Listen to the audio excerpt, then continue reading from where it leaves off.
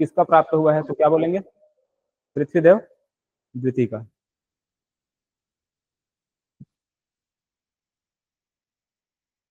बहुत सारा पॉइंट अगर हमको मतलब इसमें नहीं पढ़े रहते हैं तो क्वेश्चन जब लगाते हैं तो वहां पर मिल जाते हैं, तो जरूरी क्वेश्चन प्रैक्टिस करना। इसका बताओ, तुमन खोल, नल खोल, देवी खोल, भैरम खोल, वराह खोल किस पुरातात्विक पर्यटन केंद्र में स्थित है? इसको भी नहीं बताया हूँ, रतनपुर में। ठीक है, सिंपल है। देखो कहाँ हो सकता है, चंपारण में तो होगा नहीं, राजिम अभी पढ़े नहीं है, दंतेवाड़ा होगा ही नहीं, क्या होगा, रतन। ठीक है, तो रतनपुर 5 भागों में बटा हुआ था। कितने भागों में, 5 भागों में, 1 2 3 4 और 5। रतनपुर क्या था, 5 भागों में बटा हुआ था। कौन कौन सा भाग है ये, तुमन खोल है, नल खोल, देवी खोल, भैरम खोल और वराह खोल। 2020 में क्वेश्चन को पूछा गया था। ठीक, नोट कर लो इसको।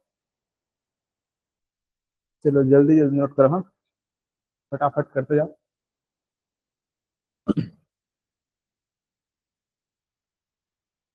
इसको बताओ।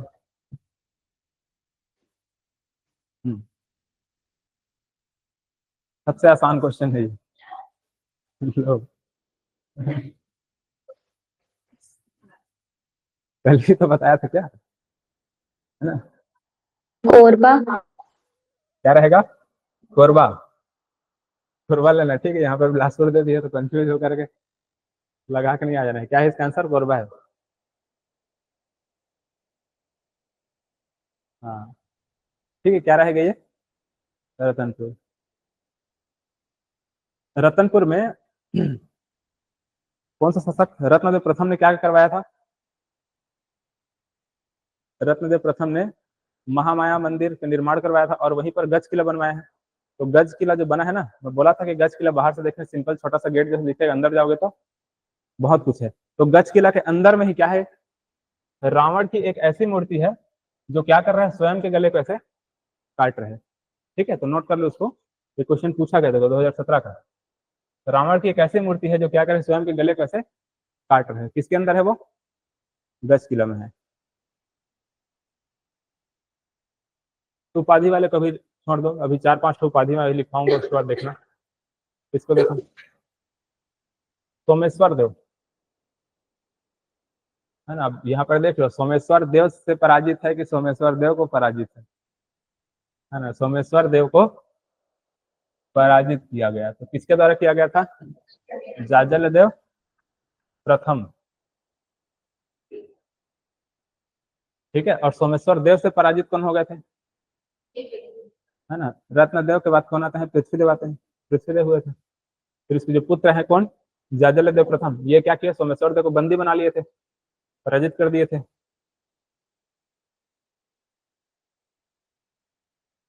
बताओ, बहुत आसान क्वेश्चन है ये भी। कौन इतने पराक्रमी थे, कौन इतने शक्तिशाली थे, तो स्वयं को स्वतंत्र घोषित कर दिए, है ना। स्वयं को क्या कर दिए, वो स्वतंत्र घोषित कर दिए, त्रिपुरी से अपने आप को अलग कर दिए और सोने की सिक्का जारी कर दिए। और जो सिक्का जारी किया गया था उसमें क्या लिखा था, श्रीमद जाज्जल्य देव, है ना, और गर्ग शार्दुल उसमें अंकित था। श्रीमद जाज्जल्य देव लिखा हुआ था, उसको अभी मैं और बता दूंगा। देखो इसमें क्या बोल रहे हैं, लंबा चौड़ा लिखा है। तो अभी उपाधि मैं बताऊंगा, बोला हूं ना। देखो उपाधि जब अभी पढ़ेंगे ना, सकल कौशलाधिपति की उपाधि है, पृथ्वीदेव प्रथम ने धारण किया था। ठीक है, क्या है ये, पृथ्वीदेव प्रथम है। इसके अलावा और क्या क्या है पृथ्वीदेव प्रथम का, सकल कौशलाधिपति हो गया, प्रचंड कौशलाधिपति है, महामंडलेश्वर है। लिखेंगे फिर लिखाऊं, लंबा चौड़ा है, लिखा दूं। रुको तभी इसको अभी छोड़ो, ठीक है। इसको कुछ क्वेश्चन और देखना, तो इसके बाद लिखेंगे। तो इसका आंसर क्या था, पृथ्वीदेव प्रथम। इन्होंने क्या किया था, सकल कौशलाधिपति की उपाधि धारण किया था। अब इसमें हमको बोला गया है क्या, सही कथन को चुनने के लिए बोला है ना। तो एक ही हमको सही कथन दिख रहा है, क्या दिख रहा है ना, सकल कौशलाधिपति की उपाधि, ये दिख रहा है। ठीक,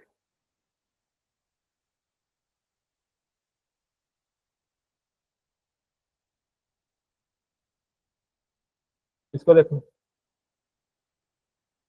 अच्छा हो गया नहीं, सोने के सिक्के जारी करने वाले जांजगीर सर किसने बताया था, ठीक। विशाल तालाब रतनपुर में। पृथ्वी पहले देव फर्स्ट। कौन था? लो, पृथ्वी देव प्रथम। पृथ्वीदेव प्रथम। प्रथम। रत्न ने क्या करवाया था? रत्नदेव ने अनेक तालाब। और इसमें क्या बोला गया है? विशाल तालाब। लिखा हूं कि नहीं? नहीं है?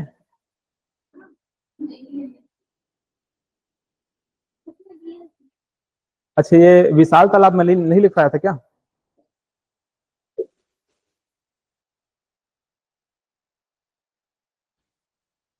चलो ठीक है, यहाँ मेरे पास भी नहीं लिखा है। ठीक है, इसका आंसर अभी क्या बोल रहे हैं आप लोग? पृथ्वीदेव प्रथम बुक में दिया होगा। ठीक है, चलो इसको नोट कर लेना। विशाल तालाब अगर रहे क्या है? पृथ्वीदेव प्रथम। इसको कल और कंफर्म कर लेंगे।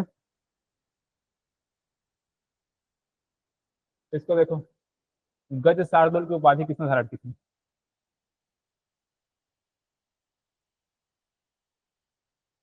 हम्म, ठीक क्या रहेगा?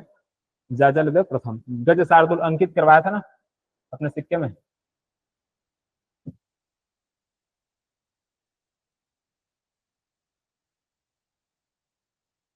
देखो, ये बहुत खतरनाक क्वेश्चन है।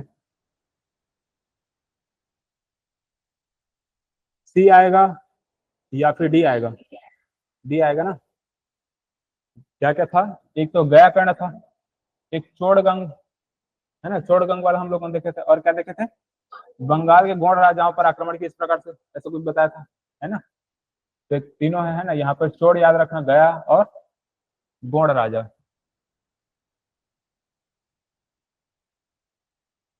देखो,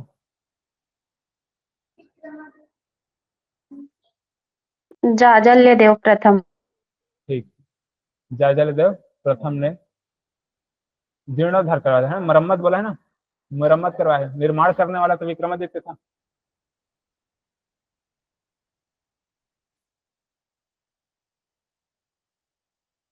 ठीक है, रत्नदेव द्वितीय। इसको देखो अब क्या बोल रही है। शिव मंदिर पाली पृथ्वीदेव द्वितीय। शिव मंदिर से कुछ रिलेटेड है?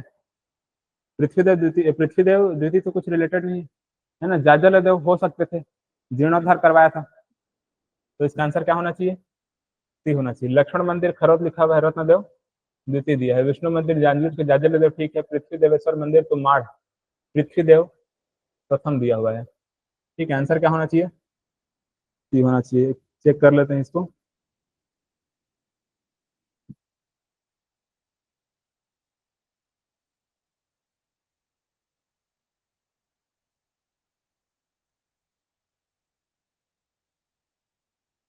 ठीक है, वही आंसर इसका सी ऑप्शन। ठीक है, ठीक है, इसका सही आंसर है।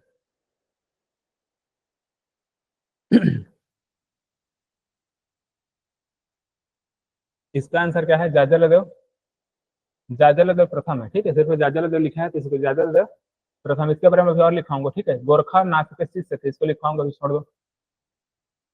जांजगीर के विष्णु मंदिर के निर्माण जाजलदेव प्रथम। देखो, त्रिपुरी के शासक जय सिंह को पराजित किया किसने?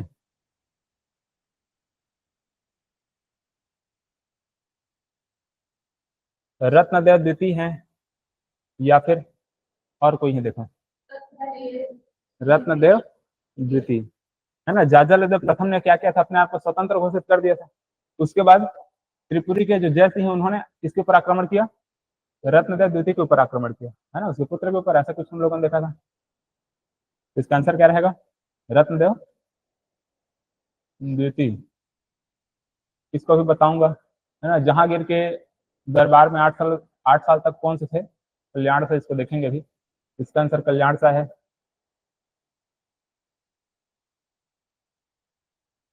क्या बोल रहे हैं इसमें? वही है क्या, रिपीट हो गया? सूर्य कोसला की राजधानी किसने बनाया? बारेंद्र शाह। इसका कल्याण शाह है, बाद में बात करेंगे इसके बारे में।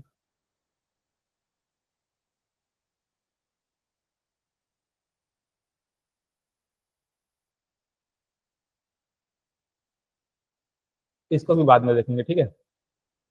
अभी कोसगाई के बारे में बात नहीं किए थे। इसमें भी कितना, 8 साल। इसका कल्याण शाह किसके दरबार में थे? जहांगीर के दरबार में, ठीक है। अभी लिखाऊंगा इसको। वही चीज यहाँ पर फिर से दिया हुआ है। कलचरी वंश का राजा कल्याण शाह रतनपुर राज्य के शासक था, था कि नहीं? मुगल सम्राट जहांगीर के आत्मकथाओं में उसका उल्लेख है ना, ये हमको पता चलता है। तो इसका आंसर क्या है?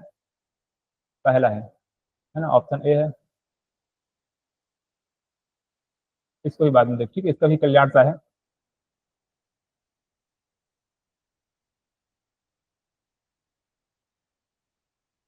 इस सबको अभी देखेंगे, है ना, नहीं पढ़े हैं सबको।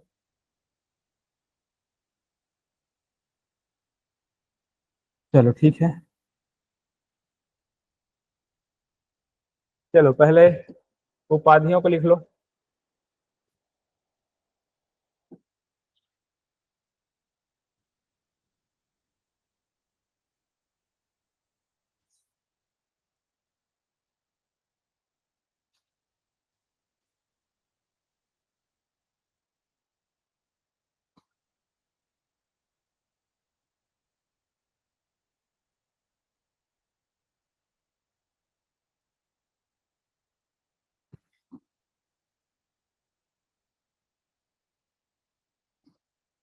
ये कैसे हो रहा है ऐसे? ऐसा होता है क्या? ऐसे ऐसे मेरे से हो रहा है? हो जाता है ना? ये क्या करना होगा इसको?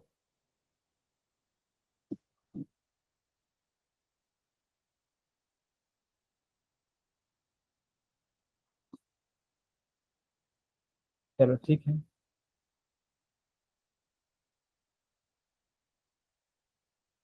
देखो, ये पृथ्वीदेव प्रथम है।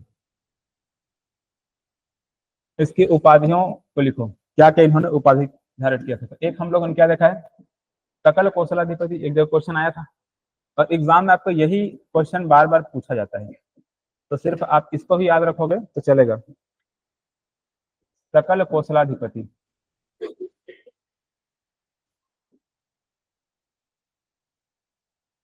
ठीक है, सकल कौशलाधिपति।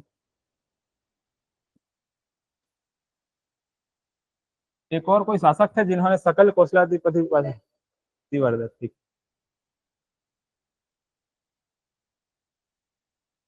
दूसरा याद रखना, प्रचंड कौशलाधिपति।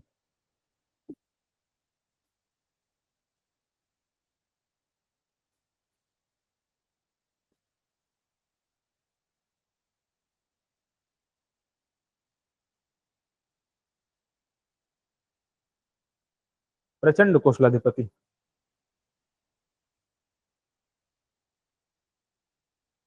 अब इधर बाकी का याद ना भी रहे तो चलेगा।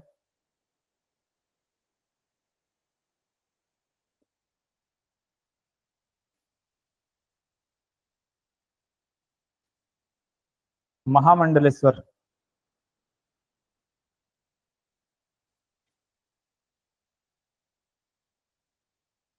ठीक है, महामंडलेश्वर। और लिखवाऊं या रहने दो? लिखवा दो, याद कर लोगे ना? अभी ऐसा लगता है, जब हम लोग पढ़ते हैं तो लगता है और पढ़ लें और पढ़ लें ऐसे।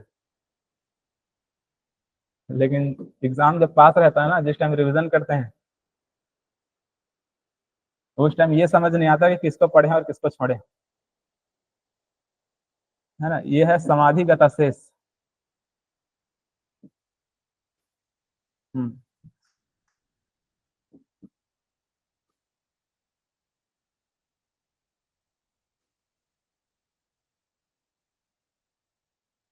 पंच महाशब्द। इस प्रकार से बहुत सारा उपाधि इन्होंने धारण किया था।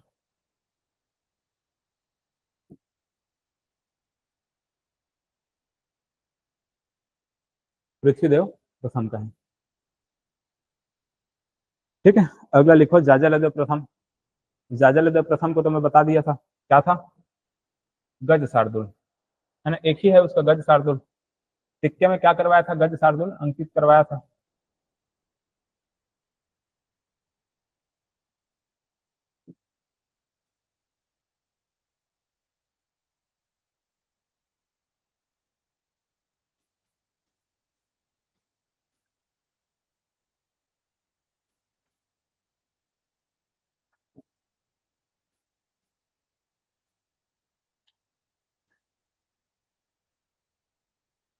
गज शार्दुल।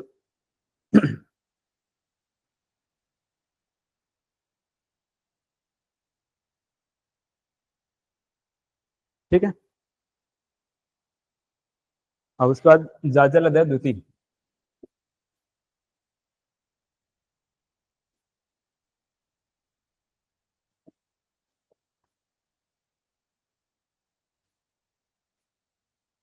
इसका रहेगा तुमाड़ अधिपति।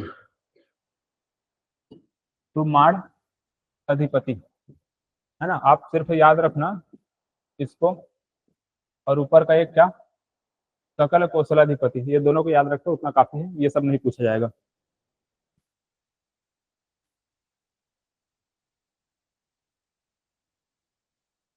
हो गया?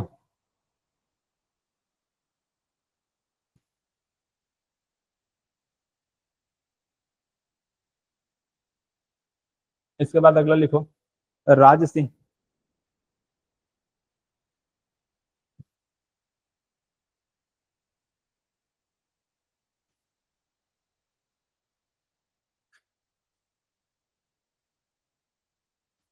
है ना, ये जो राज सिंह है, इसका एक दरबारी कवि थे। ठीक है ना, इसका दरबारी कवि गोपाल मिश्र। गोपाल मिश्र को बचपन में आप पढ़े होंगे, पढ़े कि नहीं, हिंदी की पुस्तक में?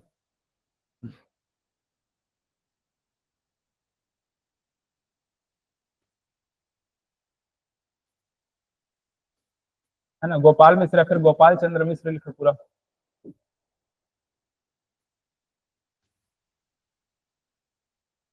ठीक है, तो पहला पॉइंट हमको याद रखना है कि राज सिंह के दरबारी कवि कौन थे? गोपाल चंद्र मिश्र। अब इसके बहुत सारे रचनाओं का हमको नाम लिखना है, बताओ दो चार रचनाओं का नाम।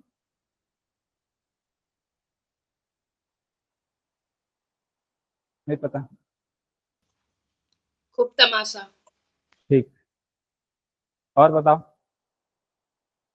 खूब तमाशा, रुको लिखाऊंगा भी।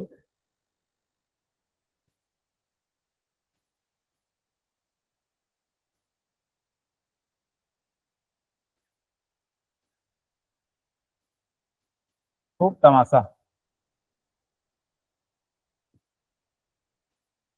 सुदामा चरित्र, याद आया कुछ?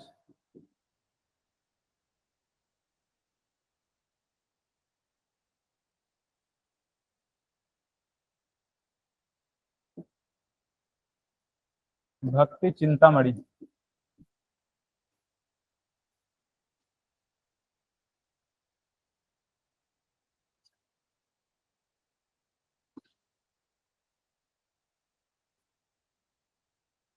भक्ति चिंतामणि, इसको छोटा ही लिखो जी।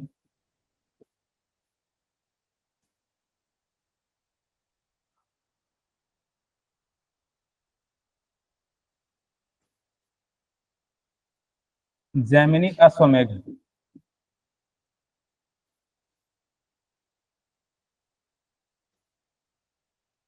ठीक है, और पांचवा रहेगा राम प्रताप। और ये पूरा नहीं हो पाया था,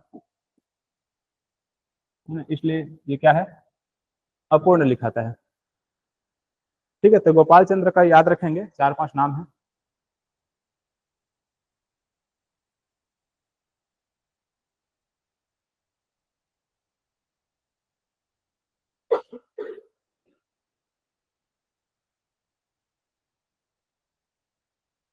हो गया। अब चलो कुछ कुछ छोटे छोटे पॉइंट है, इसको मैं बोलते जा रहा हूँ, लिखते जाओ।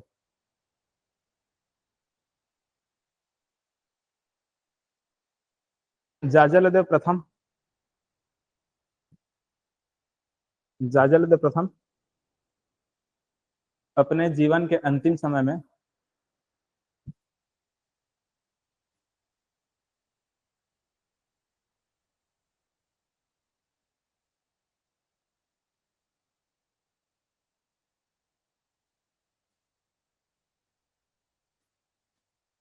ठीक है, ये अपने जीवन के अंतिम समय में मकर ध्वज नामक जोगी के साथ चले गए थे।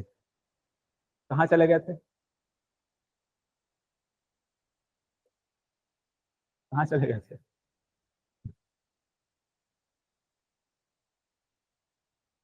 हाँ, इस जोगी का नाम क्या है? जोगी जानते हो ना? इस जोगी के साथ कहाँ चले गए? घर से निकल करके जोगी बन गए स्वयं। ठीक है, मतलब ये कह सकते हो जाजलदेव प्रथम मकरध्वज जोगी के साथ क्या चले गए, और वापस लौट करके कभी नहीं आए। ठीक है, और वापस लौट करके नहीं आए। ठीक,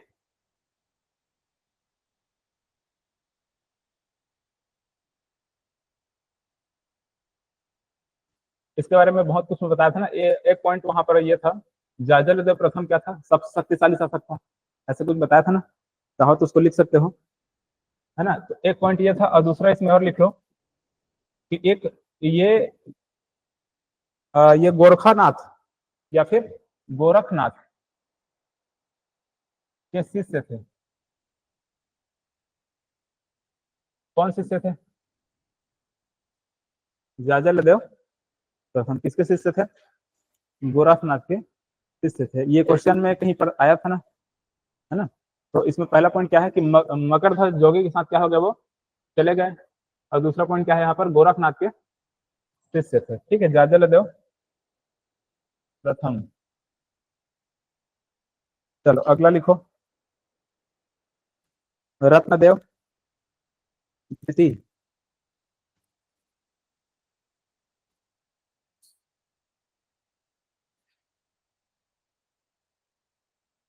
रत्नदेव द्वितीय ये बहुत ज्ञानी थे। ठीक है, क्या थे? ये बहुत ज्ञानी थे। तो इसमें लिखो, इन्हें 36 विधाओं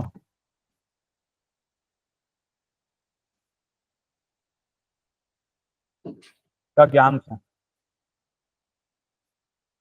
है ना। 36 विधाओं का क्या था? ज्ञान था। मतलब ये कह सकते हो 36 जो सब्जेक्ट कह सकते हो, या फिर अलग अलग अलग फील्ड है, उसका क्या था? इसको नॉलेज था। ठीक है, ज्ञान था। तो पूछा है कल्चरियों में सबसे ज्यादा ज्ञानी कौन था, सबसे ज्यादा पराक्रमी कौन था? ठीक,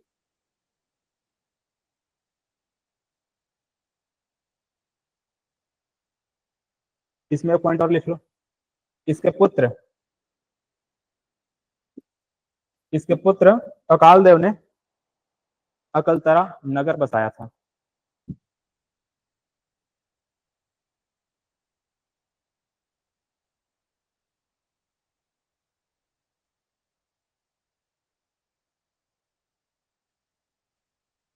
ठीक है, इसके पुत्र क्या नाम? अकाल देव, है ना। रत्नदेव के बाद क्या आता है? पृथ्वीदेव आता है।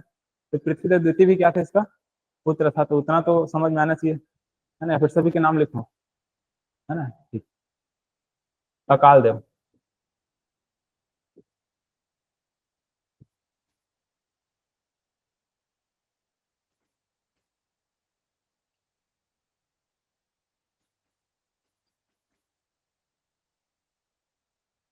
तो अकाल देव ने क्या किया था? अकलतरा बसाया था। अकलतरा नगर को या फिर अकलतरा शहर को बसाया था। इसके बाद लिखो, बहारेंद्र शाह।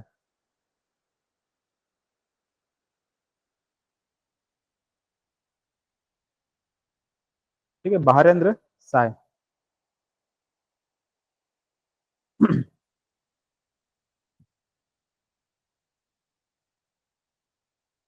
जब हम लोग सोना खान का विद्रोह पढ़ेंगे, ठीक है, सोना खान का विद्रोह आगे आएगा, आधुनिक छत्तीसगढ़ का इतिहास देखेंगे वहां पर आएगा, तो वहां पर हम लोग देखने वाले हैं, है ना। पहले यहाँ पर लिखो बहारेंद्र साय।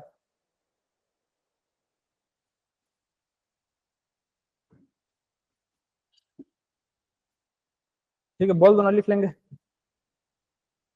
ना। ठीक, चलो लिखो। ठीक है, बहारेंद्र साय का, इसने अपने शासनकाल, इसने अपने शासनकाल के दौरान, इसने अपने शासनकाल के दौरान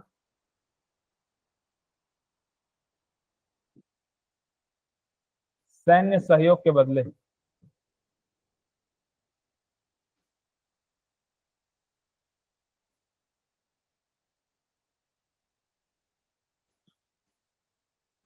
बिसाई बिंझवार,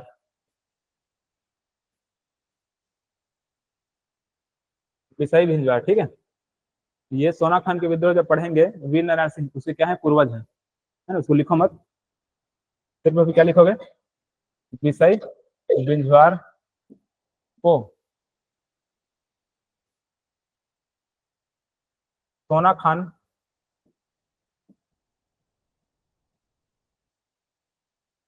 की जमींदारी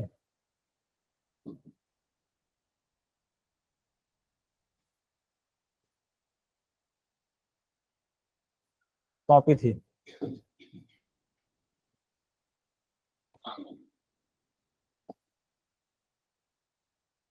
अब ब्रैकेट में लिखो कर मुक्त।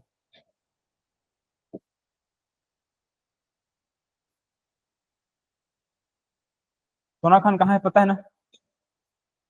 कहाँ है आप लोग बताओ, पता है कि नहीं? सोना खान पता है ना? जब हम लोग जनजाति पढ़ेंगे तो वहां पर आएगा बिंझवार जनजाति, है ना। ये हमारे छत्तीसगढ़ है, तो छत्तीसगढ़ में यहाँ पर आप देखोगे क्या, ये बिलासपुर संभाग है, इधर जांजगीर चांपा वगैरह है, और यहाँ पर क्या है, बलौदा बाजार है।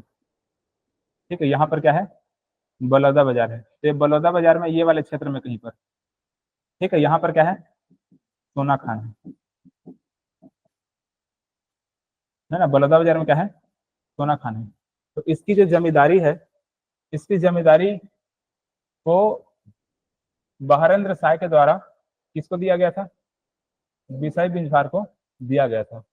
और कैसे दिया गया था, कर मुक्त जमींदारी, मतलब इससे कोई भी कर नहीं वसूला जाता था, है ना। कर मुक्त जमींदारी क्यों दिया गया था, क्योंकि बिसाई बिंझार क्या करते थे, हमेशा सैन्य सहयोग करते थे, है ना। बिसाई बिंझार क्या करते थे, इसको सैन्य सहयोग हमेशा किया करते थे, इस वजह से क्या किया उन्होंने, कर मुक्त जमींदारी दे दिया। किसको दिया, सोना खान वाले क्षेत्र को। समझ आया कि नहीं आया? ये पूरा क्षेत्र किसके अंडर है,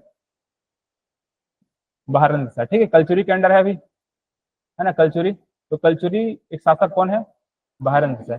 बहारेंद्र साय ने ये वाला जो क्षेत्र है, ये वाला जमींदारी है, किसको सौंप दिया, बिसाई बिंझवार को, है ना। बिसाई बिंझवार को दिया, और इसको कैसे दे दिया था, कर मुक्त, इससे कोई भी कर नहीं लिया जाता था। ठीक है, आगे देखेंगे इसी की वजह से क्या होता है सोना खान का, इसी की वजह से होता है, नहीं होता है, ठीक है। सोना खान का विद्रोह किसी और कारण से होता है, एक और विद्रोह होता है ना, अंग्रेज जब आते हैं ना उस समय एक और विद्रोह होता है, उसको देखेंगे।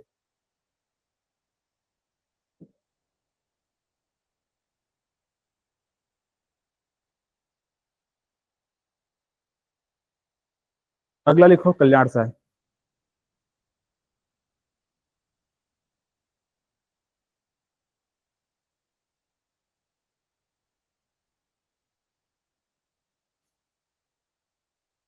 ठीक है, कल्याण साय लिखो।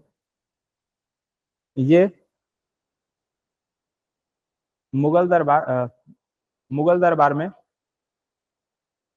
ना, या फिर इन्होंने मुगल दरबार में अपना 8 वर्ष व्यतीत किया।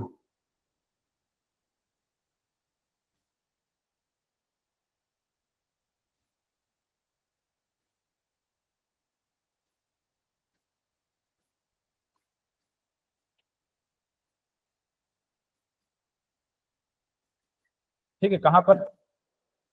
मुगल दरबार है ना।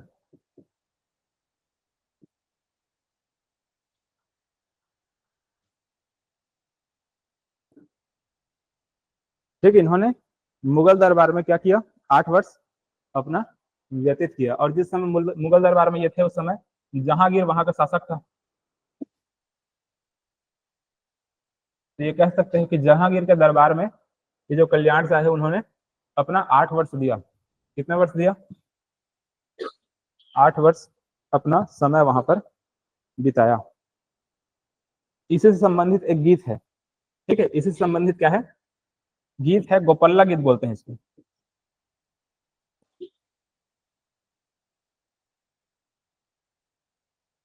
है ना। ये गोपल्ला गीत, गोपल्ला गीत में यही बताया गया है कि ये जो कल्याण शाह है, वो मुगल दरबार में 8 वर्ष अपना किस प्रकार से व्यतीत किए हैं। ठीक है, गोपल्ला गीत आएगा अभी बाद में, जब जनजाति वगैरह पढ़ेंगे वहां पर देखेंगे। ठीक है, आप लिख रही हैं कि क्या कर रही हैं? लिख रही हैं, इतना जल्दी लिखी?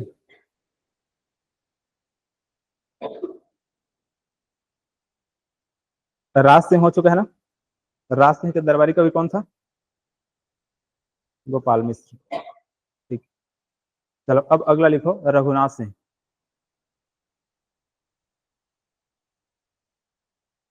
यार रघुनाथ सिंह को छोड़ो अभी, है ना।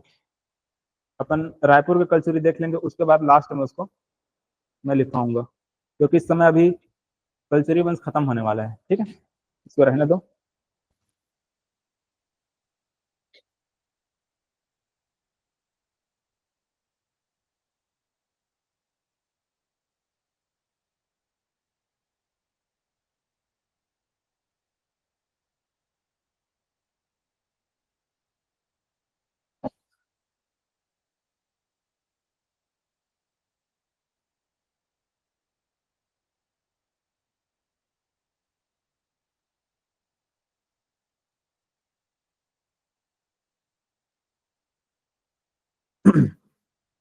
अब लिखो, कल्चरी कालीन गढ़ व्यवस्था।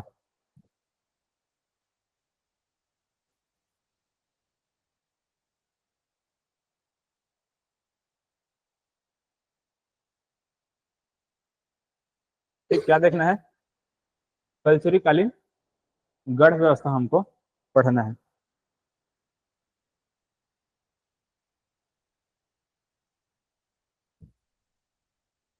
हमारे छत्तीसगढ़ में कितने गढ़ थे? कितने गढ़ थे? छत्तीसगढ़ थे। छत्तीसगढ़ को याद रखना पड़ेगा, कहाँ कहाँ पे है ना, उसको देखना पड़ेगा। तो पहले तो समझ लेते हैं गढ़ है क्या चीज।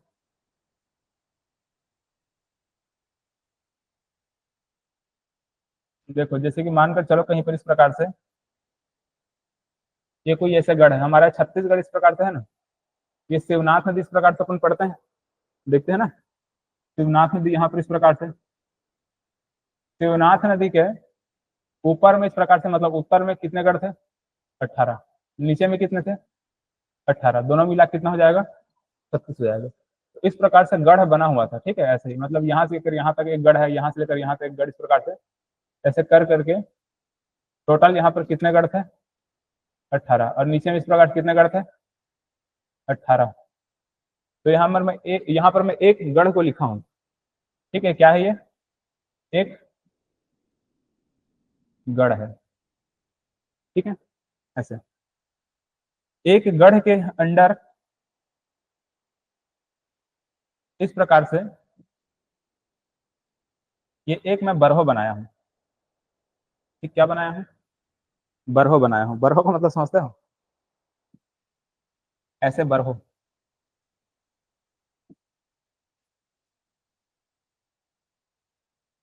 ये क्या है? बरहो है। ये दूसरा बरहो है, ये तीसरा बरहो, ये चौथा, ये पांचवा, ये छठवा, ये सातवां। मैं कितना बरहो बनाया हूँ यहाँ पर? 7 बरहो। ठीक है, और इस 7 बरहो के अंदर, मतलब एक एक बरहो के अंदर इस प्रकार से मैं एक एक को, मतलब ये इस प्रकार से मैं 12-12 गांव बनाऊंगा। गिनो कितना हुआ? 4 4 8 4 तिया 12 हो गया ना। तो यहाँ पर ये गांव है, ये गांव है, ये गांव, इस प्रकार से ये क्या है, सभी गांव है। मतलब ये कह सकते हैं हम लोग यहाँ पर कि 12 गांव, ठीक है, 12 गांव। और कितने बरहो यहाँ पर, 7 बरहो। मतलब यहाँ पर अगर मैं 7 बरहो को मैं गुणा कर दूं इस प्रकार से, तो 12 सत्ते कितना होता है, 12 सत्ते 84 होता है ना, 84। मतलब एक गढ़ के अंदर हम लोग कितना गांव शामिल कर सकते हैं, 84 गांव आ सकता है। समझ आया कि नहीं आया, आ गया ना। ठीक इसी प्रकार से, इस प्रकार से यहाँ पर भी क्या रहेगा, 12 गांव रहेगा, यहाँ पर भी क्या रहेगा, 12 गांव रहेगा, यहाँ पर भी 12 गांव रहेगा ऐसे। तो ये बरहो है, ये भी बरहो है, ये भी बरहो है।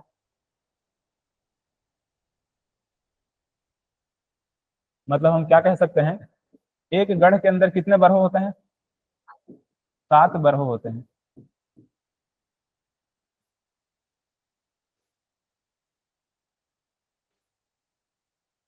ठीक है, एक गढ़ के अंदर कितना, 7 बरहो। और एक बरहो के अंदर 12 गांव होता है। ठीक है,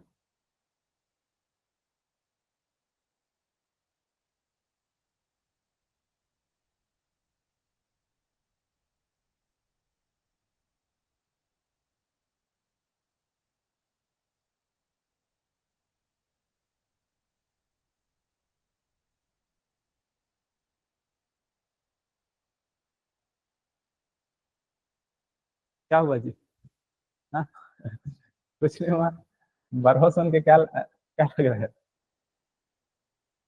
तो देखो अब यहाँ पे गांव का मुखिया क्या,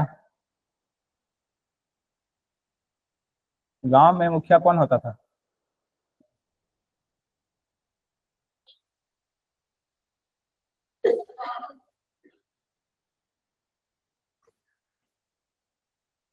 ठीक है, क्या, गौठिया।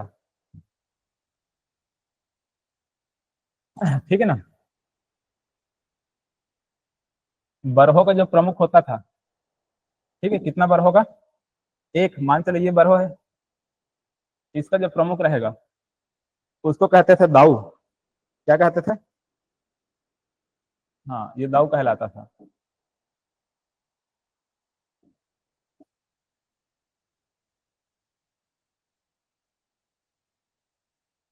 बरहो प्रमुख कौन कहलाएगा, दाऊ। तो गांव प्रमुख कौन कहलाता है, गौटिया।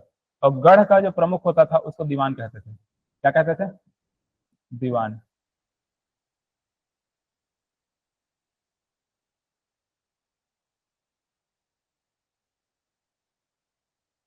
अबे देख लो इस सिस्टम को, ये बहुत कंफ्यूज करता है, इसको जैसे भी याद रखना रखो। अब ऐसे ही मानकर चलो, 1 लाख अगर गांव को मिला दोगे, कितना गांव, 1 लाख गांव।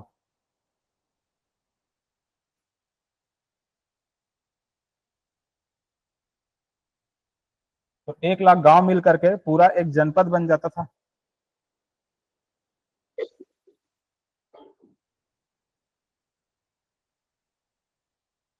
ठीक है, जनपद या क्या बन जाता था, देश बन जाता था।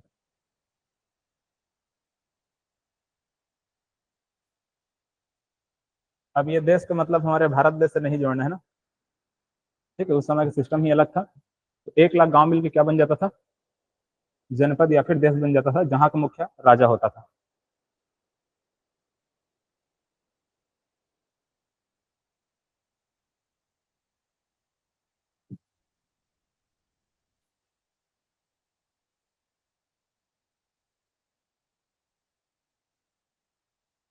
ठीक है, समझ आ गया ना, बहुत सिंपल है। एक गढ़, गढ़ के अंदर कितने बर हो, 7 बर हो। एक एक बर हो में कितना कितना गांव, 12 गांव। ठीक है, ये 12 गांव, 12 गांव इस प्रकार से। तो टोटल इस गढ़ के अंदर अगर हम गांव की बात करें कितना हो जाएगा, 84। ठीक है, एग्जाम में पूछा जाता है, क्वेश्चन बीच में था ना, ध्यान दिए थे कि नहीं, बीच में क्वेश्चन भी था इसका। तो एक गढ़ में कितना गांव, 84 गांव। ठीक है, 84 गांव। और हो सकता है ऐसा ही पूछा जाए कि एक बरहो में कितना कितना गांव? 12 गांव, ऐसे है ना। अब ऐसा तो नहीं पूछेगा कि जैसे कि यहाँ पर क्या दिया है, 1 लाख गांव मिलकर क्या बन रहा है, पूरा जनपद बन रहा है। ऐसे तो क्वेश्चन नहीं बनना चाहिए कि 1 लाख या फिर एक जनपद में कितने बरहो होते थे। बन सकता है क्या? नहीं बन सकता है, नहीं बनेगा है ना, वरना ऐसा नहीं बनना चाहिए है ना, इतना ही याद रखना। तो ऐसा अगर बनेगा तो क्या करना पड़ेगा हमको, 1 लाख में भाग देना पड़ेगा किसका, 12 का। चलो छोड़ो है ना, कंफ्यूज नहीं करना है। चल अगला, अगला पॉइंट लिखो, माप तौल।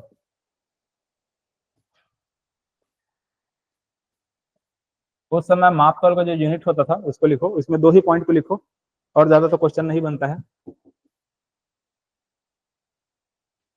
8 पंसेरी या फिर पसेरी लिखाता है ना, पंसेरी या पसेरी, तो 8 पसेरी बराबर 1 मन होता था, और 5 शेर बराबर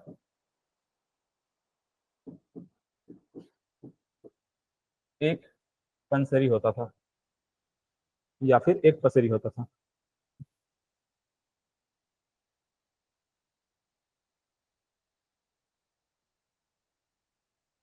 ठीक है, अब ये मन क्या है, पसेरी क्या है, ये सब में दिमाग नहीं लगाना है, बस इतना याद रखो क्या, हाँ 8 पंसेरी बराबर क्या, 1 मन, और 5 शेर बराबर 1 पंसेरी। ठीक है, पहले का जो भी था, जैसे कि कौड़ी वगैरह आप लोग जानते हैं ना, है ना, इतना कौड़ी बराबर ये ऐसा है, तो वो सबको है ना जानने की जरूरत नहीं है, बस इतना याद रखना कि क्या है, ऐसा है।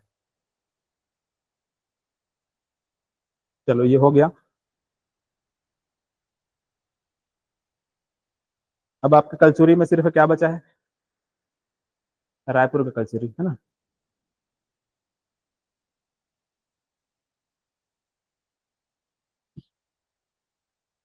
रायपुर का कलचुरी और बचा,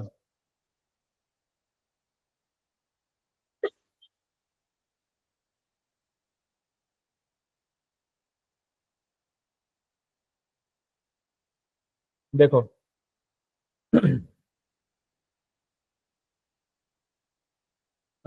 इसका आंसर, जहांगीर ने रतनपुर पर कब हमला किया था, ये 1640 है। ठीक है, इसका आंसर क्या है, 1640-41। डेट नहीं लिखा है उसका,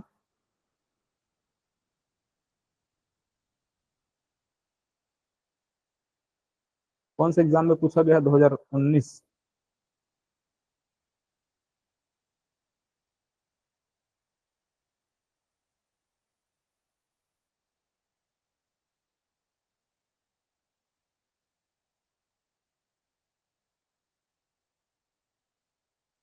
इसका 1640 नहीं, 18, मतलब 1618 से 19 लिखो, है ना, 18-19 रहेगा।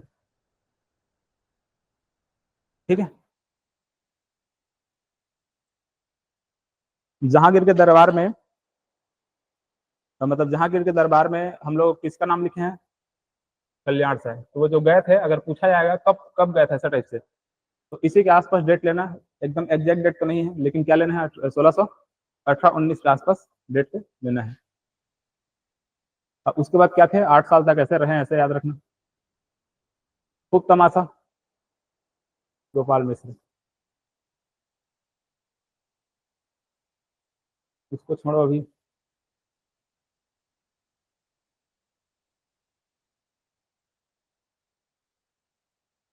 इसका क्या होगा,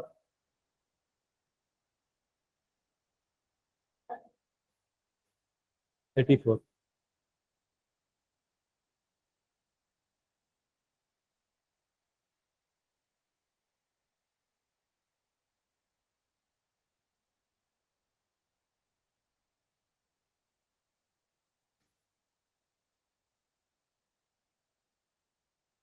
चलो ठीक है, बाकी इधर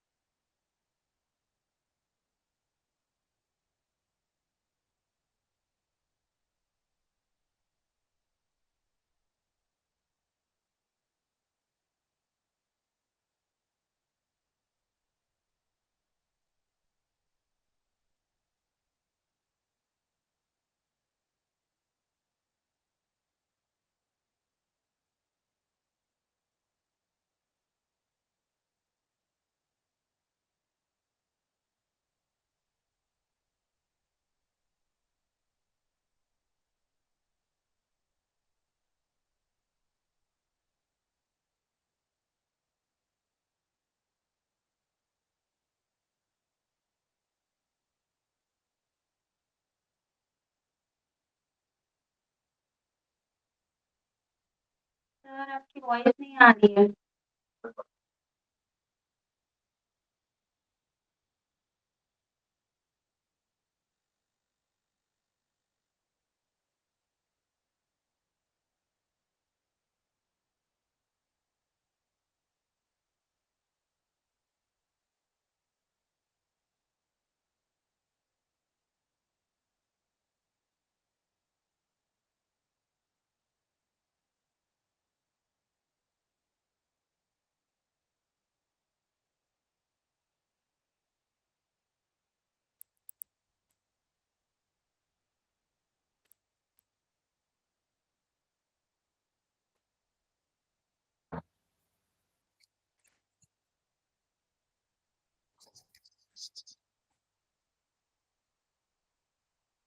तब बता, वॉइस आ रही है? यस सर, आ रही है। ठीक। देखो राव घाट था, एक और बताओ, यहाँ पर आरी डोंगरी था कि धारी डोंगरी था? आरी डोंगरी। धारी डोंगरी कहाँ था उधर? ठीक।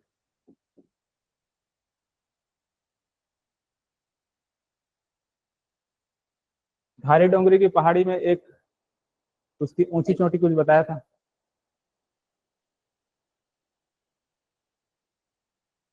धारी डोंगरी की पहाड़ के पास में एक और कोई पहाड़ था ऐसा कुछ, शिशुपाल पर्वत वगैरह, याद आया? शिशुपाल पर्वत, ऊंचाई 8 9 9 ऐसे कुछ बताया था। महासमुंद जिला में शिशुपाल पर्वत बताया था नहीं? याद आया ना? ऊंचाई कितना बताया था उसको? 899। ठीक। इसमें और कुछ पहाड़ था? हाँ, मलाज कुंडम की पहाड़ी। दूध नदी कहाँ से निकलती है? मलाज कुंडम से निकलती है। वैसे मलाज कुंडम की पहाड़ी है, और मलाज कुंडम और क्या था? वाटरफॉल था क्या?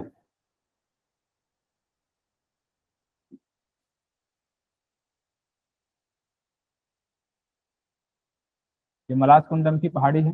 मलाज कुंडम जलप्रपात भी है। मलाज कुंडम की पहाड़ी भी, और क्या है? मलाज कुंडम जलप्रपात, वाटरफॉल। वाटरफॉल में यहाँ पर और क्या क्या बताया था? चर्रे मर्रे बताया था ना? एक चर्रा मर्रे वाटरफॉल भी बताया था। चर्रे मर्रे जलप्रपात, वाटरफॉल। ठीक है, चर्रे मर्रे वाटरफॉल।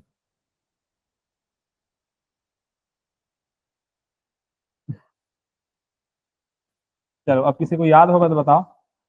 ये चर्रे मर्रे वाटरफॉल जहां पर है, वहीं पर कुछ घाटी था, एक पिंजारिन घाटी। ठीक, पिंजारिन घाटी।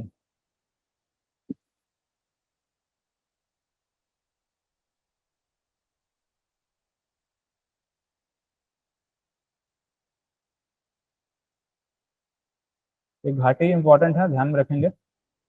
पिंजारिन घाटी, वैसे ही हम लोगों ने बस्तर में घाटी घाटी देखा था, विंता घाटी, है ना? कांकेर में भी कल, कांकेर नहीं, कहाँ, कोंडागांव में कल हम लोगों ने पढ़ा था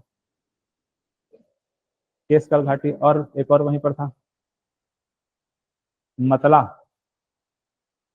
है ना? मतला घाटी था ना? चलो, तो पिंजारिन घाटी है। पिंजारिन घाटी में क्या है? चर्रे मर्रे जलप्रपात है। इधर से एक और नदी आती है ऐसे कुछ, कोटरी या फिर परलकोट नदी। ठीक है, इस नदी का नाम क्या है? परलकोट या फिर कोटरी नदी। ये वाला जो क्षेत्र है ना, यहाँ पर परलकोट एक जगह है। ठीक है, जगह का नाम क्या है यहाँ पर? परलकोट है। हम लोग अभी हिस्ट्री जब पढ़ेंगे आगे, तो वहां पर देखेंगे परलकोट का विद्रोह हुआ था ना, 1825 में क्या हुआ था? परलकोट का विद्रोह हुआ था। तो उसी परल कोट के नाम पर इस जगह का नाम क्या है? परल कोट। मतलब इस जगह का नाम क्या है? परल कोट है, उसी के नाम पर विद्रोह पड़ा हुआ है, उसी के नाम पर नदी का नाम क्या है? हाँ, परल कोट। यहाँ पर मैं कुछ डैम बताया था, एक मयाना बताया था क्या? मयाना बांध बताया था, एक खेर कट्टा,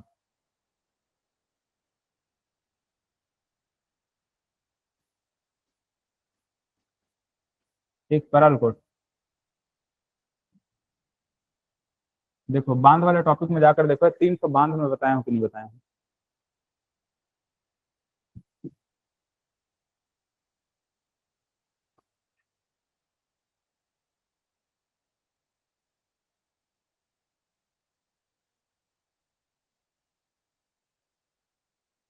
ठीक है, क्या है ये? मयाना बांध है। परल कोट में क्या रहेगा, कौन सा बांध रहेगा?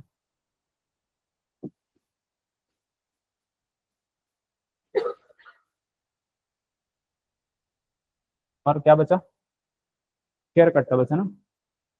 खेर कट्टा का नदी बताया था क्या? मथोली नदी। इस टाइप से एक नदी है।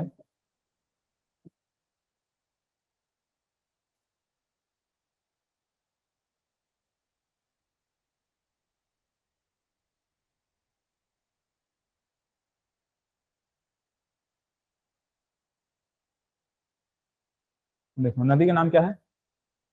मथोली। इसी मथोली नदी में इस प्रकार से कौन सा डैम है?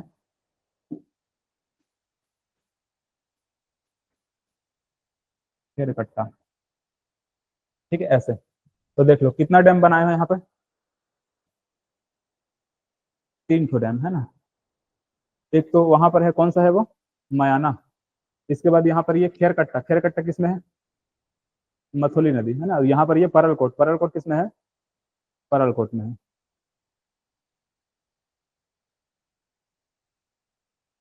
वाटरफॉल में क्या क्या था? चर्रे मर्रे और मलाज कुंडम, है ना। चर्रा मर्रे और मलाज कुंडम।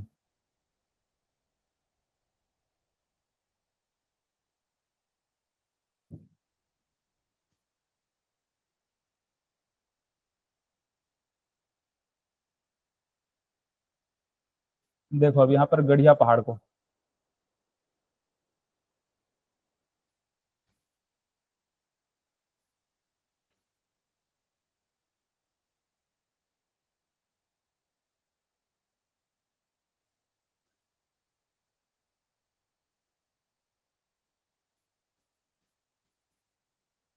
यहाँ पर एक तालाब है, इस तालाब का नाम है सोनाई रुपई तालाब।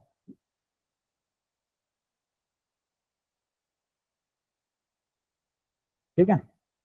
ऐसा माना जाता है कोई तालाब कभी नहीं सूखता है। ठीक है, तालाब में क्या होता है? हमेशा पानी रहता है।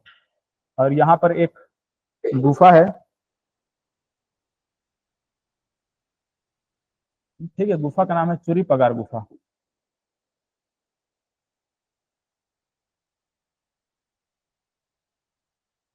एक गुफा रहने को छोटा है ना, छोटा सा गुफा है। लेकिन ऐसा बोला जाता है कि इसके अंदर 500 लोगों तक भी छुप सकते हैं। ठीक है, 500 लोग इसके अंदर क्या आ सकते हैं? छुप सकते हैं, ऐसा माना जाता है।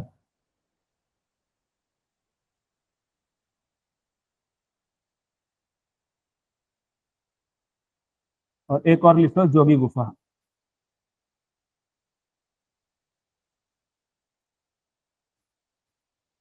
ठीक है, ये हो गया आपका गड़िया पहाड़।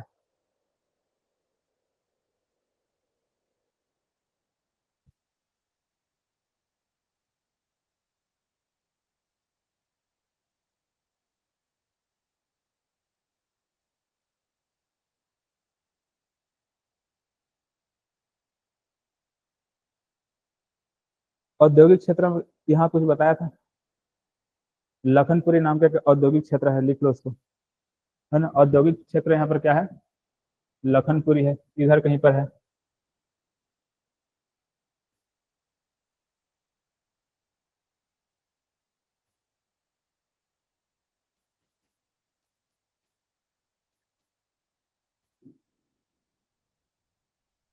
लखनपुरी। कांकेर में एक जगह है, इस जगह का नाम है नथिया नावा गांव।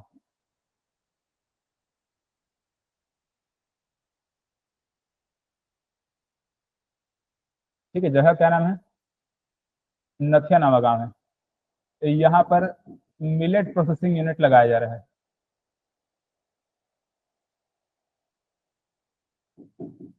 ठीक है, यहाँ पर क्या बनाया जा रहा है? छत्तीसगढ़ का पहला मिलेट प्रसंस्करण संयंत्र पूछा जाएगा। फर्स्ट मिलेट प्रोसेसिंग यूनिट पूछा जाएगा, कहाँ है ये? तो नथिया नवा गांव में। ठीक है, इंपॉर्टेंट है, ध्यान में रखना इसको। जिला कौन सा है पूछेगा, क्या लेंगे? कांकेर है। औद्योगिक क्षेत्र लखनपुरी। चलो ये कांकेर भी हो गया।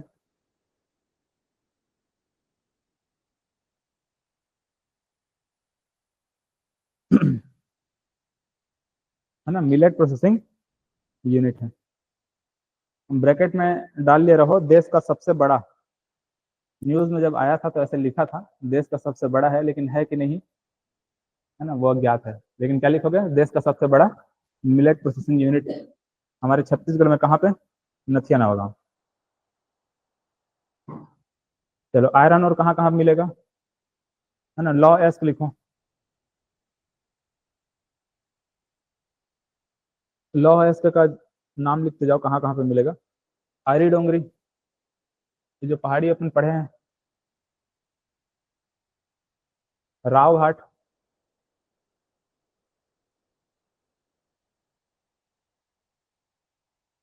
हो गया। चार गांव, है ना, वो चारामा अलग है, ये क्या है? चार गांव है। हाहा लद्दी, हाहा लद्दी।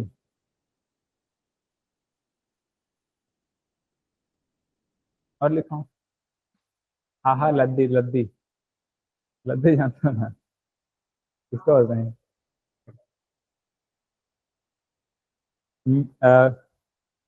मेटा बदली। बस इतना ही लिखे रहो, बाकी को मत लिखो। मेटा बदली।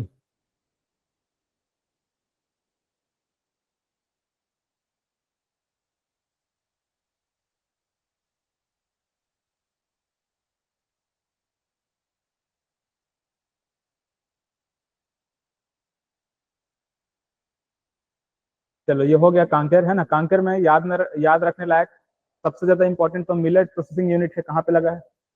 नथिया नामा, है ना। उसके बाद वहां पर औद्योगिक क्षेत्र को याद रखना, लखनपुरी। और उसके बाद फिर यहाँ पर जो पहाड़ी और वाटरफॉल और डैम है उसको याद रखना। डैम में कौन कौन सा है ना।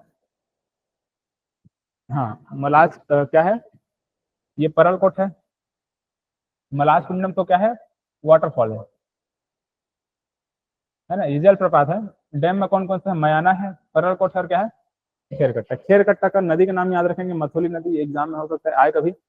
परलकोट तो बन जाएगा। मयाना का ऐसा कोई नदी नहीं दिया गया है, इसको ऐसे डायरेक्ट याद रखना। वाटरफॉल में क्या क्या देखें? मलाज कुंडम, और यहाँ पर पिंजारिन घाटी में क्या है? चर्रे मर्रे। घाटी का नाम इंपॉर्टेंट है, पिंजारिन घाटी, है ना। कहाँ पे है? कांकेर में है ना। मतलब पिंजारिन घाटी में क्या है? यहाँ पर चर्रे मर्रे है ना, चर्रे मर्रे वाटरफॉल है। चलो और क्या है यहाँ पर? गढ़िया पहाड़ को याद रखना, है ना। गढ़िया पहाड़ कहाँ पे, ये पूछा जा सकता है, इंपॉर्टेंट है पहाड़ कहाँ पे। यहाँ पर तालाब, ये उतना इंपॉर्टेंट नहीं है। जोगी गुफा इंपॉर्टेंट है, इसको ध्यान में रखना। जोगी गुफा कहाँ पे है? सूर्य पगार गुफा हो सकता है, ये भी इंपॉर्टेंट हो जाए। बाकी यहाँ पर 500 लोग अंदर आ सकते हैं, वो इंपॉर्टेंट नहीं है। सोनई रुपये तालाब उतना इंपॉर्टेंट नहीं है, लेकिन याद रखना। चलो ये हो गया कंप्लीट आपका बस्तर संभाग कंप्लीट। और कुछ बचा बस्तर संभाग में? नहीं बचा है। परलकोट विद्रोह को तो बाद में पढ़ेंगे, है ना।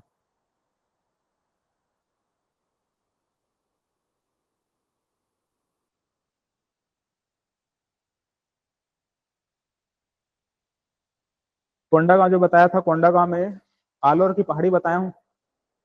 आलोर की पहाड़ी में कौन सी माता का मंदिर है? लिंगेश्वरी माता का मंदिर है ना, वो इंपॉर्टेंट है, और मंदिर ध्यान रखना। लिंगेश्वरी माता का मंदिर है, वर्ष में एक बार खुलता है, संतान प्राप्ति के लिए यहाँ पर लोग पूजा करने के लिए जाते हैं। ठीक है, फरस गांव के आसपास में एक पहाड़ी है बड़े डोंगर। छोटे डोंगर कहाँ है? नारायणपुर में है ना। यहाँ पर बड़े डोंगर है कोंडागांव में। तो ये जो बड़े डोंगर है, यहाँ पर ऐसा कुछ है कि चारों तरफ से क्या पहाड़ी से घिरा हुआ है। बड़े डोंगर की जो पहाड़ी है वो क्या है, चारों तरफ से पहाड़ी बना हुआ है ऐसे। अब बीच में जो जगह है वहां पर क्या है, तालाब है बहुत सारे, है ना। वहां पर क्या है, 127 सात पूरी सात अगर वहां पर क्या है, तालाब है। दंतेश्वरी माता और महिषासुर का वहां पर युद्ध हुआ था, ऐसे कुछ देखे थे। गढ़ धनौरा बताया था, यहाँ पर क्या है, पाषाण कालीन या फिर प्रागैतिहासिक कालीन जो साक्ष्य वगैरह है वो हमको देखने को मिला है। और वहीं पर एक मंदिर है, गोबराही का शिव मंदिर। भोंगापाल याद रखना, इंपॉर्टेंट है ये, है ना। भोंगापाल में क्या था, बौद्ध चैत्य टीला था, है ना। भोंगापाल में बौद्ध चैत्य टीला, जिसको क्या बोलते हैं, डोकरा बाबा के नाम से वहां के लोग जानते हैं।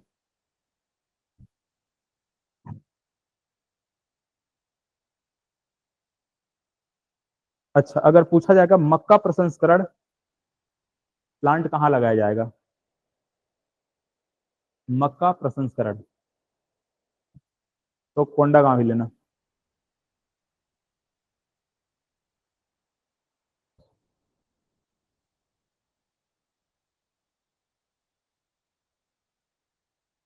चलो 1 मिनट, हाँ आप लोग थोड़ा कोंडागांव को रिवाइज करो। कॉल आ रहा है। चलो ठीक है, हो गया ना, ये कोंडागांव हो गया था।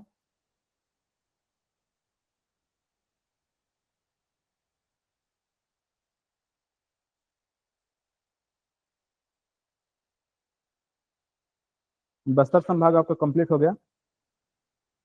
अब बताओ कौन सा संभाग देखना है।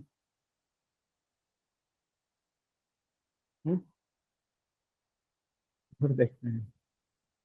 ठीक है, रायपुर, बिलासपुर और क्या बचा है, दुर्ग बचा है। थोड़ा जल्दी जल्दी खत्म कर दो क्या है जिला दर्शन को, फिर जियोग्राफी लगभग कंप्लीट हो जाएगा।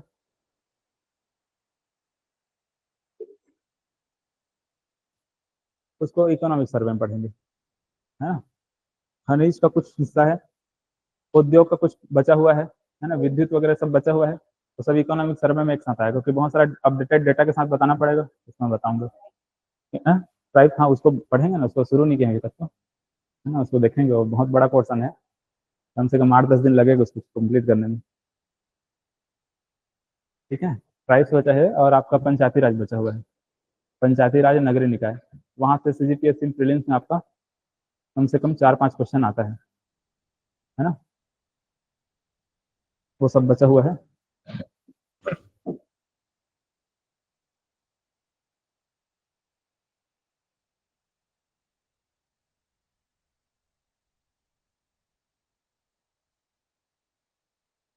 देखो छत्तीसगढ़ का जियोग्राफी से आपका करीबन करीबन ये मानकर चलो कि 10 से 15 क्वेश्चन बन सकते हैं।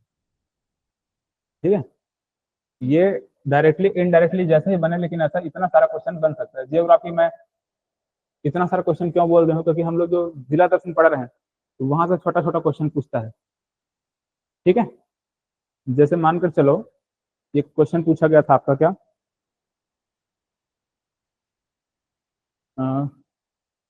एमसीबी जिला में एक मंदिर है, उस मंदिर में बताया था वहां पर, भरतपुर की पहाड़ी के आसपास।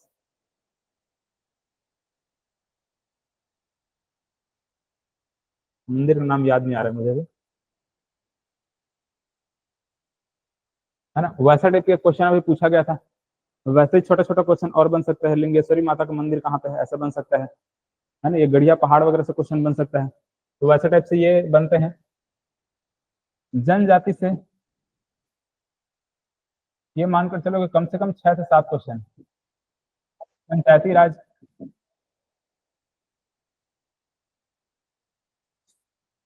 से कम 6 क्वेश्चन, 5 से 6 क्वेश्चन। ठीक है, जोड़ते जाना, ठीक है, कितना क्वेश्चन होगा। इतिहास,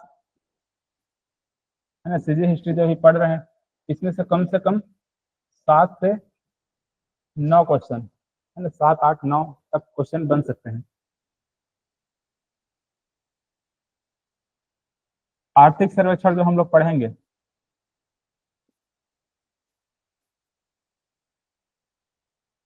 इसका कोई भरोसा नहीं है। किसी मतलब कभी कभी ऐसा हुआ है कि एक दो क्वेश्चन पूछ दिया है, कभी कभी ऐसा हुआ है कि 10-12 क्वेश्चन आ गए हैं, कभी ऐसा भी हुआ है कि 17-18 क्वेश्चन दे दिए गए हैं। ठीक है, तो इसका कोई भरोसा नहीं है। फिर भी मानकर चलो कि यहाँ से कितना क्वेश्चन बन सकते हैं, मिनिमम 6-7 क्वेश्चन बनेंगे। कितना हुआ बताओ, है ना? पहले पहले भी जोड़ते जाओ लगभग। कितना लगभग कितना हो रहा है? 34। और कौन सा टॉपिक बचा है?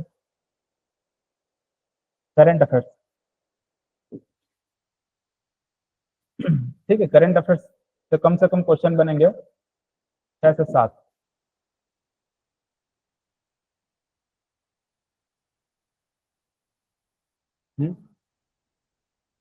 हाँ, आर्ट एंड कल्चर से बन सकता है, ट्राइब से तो बनेगा ही, आर्ट एंड कल्चर से बन सकता है।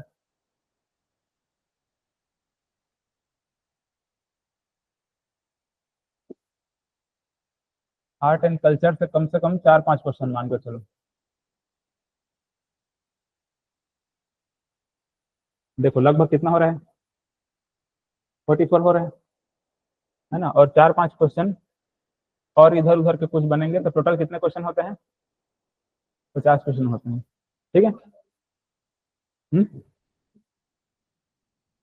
हाँ हाँ, छत्तीसगढ़ का भाषा से कुछ क्वेश्चन आ जाता है, छत्तीसगढ़ी भाषा से कुछ क्वेश्चन इसमें डाल दिया गया है।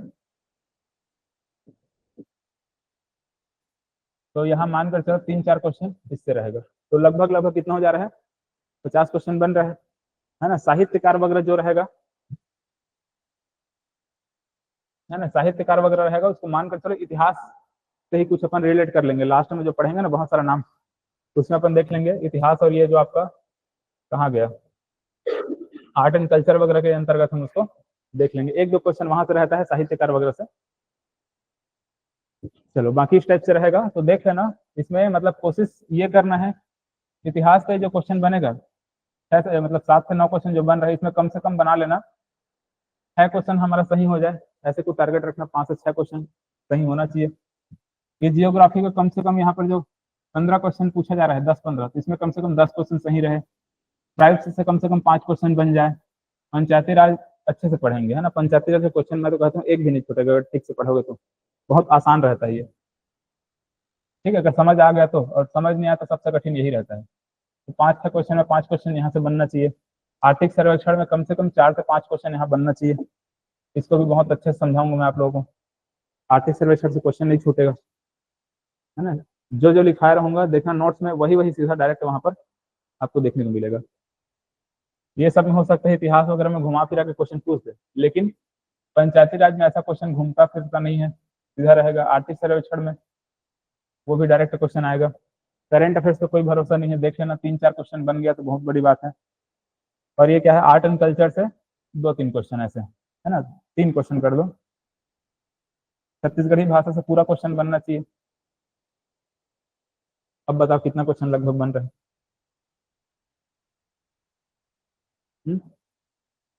40।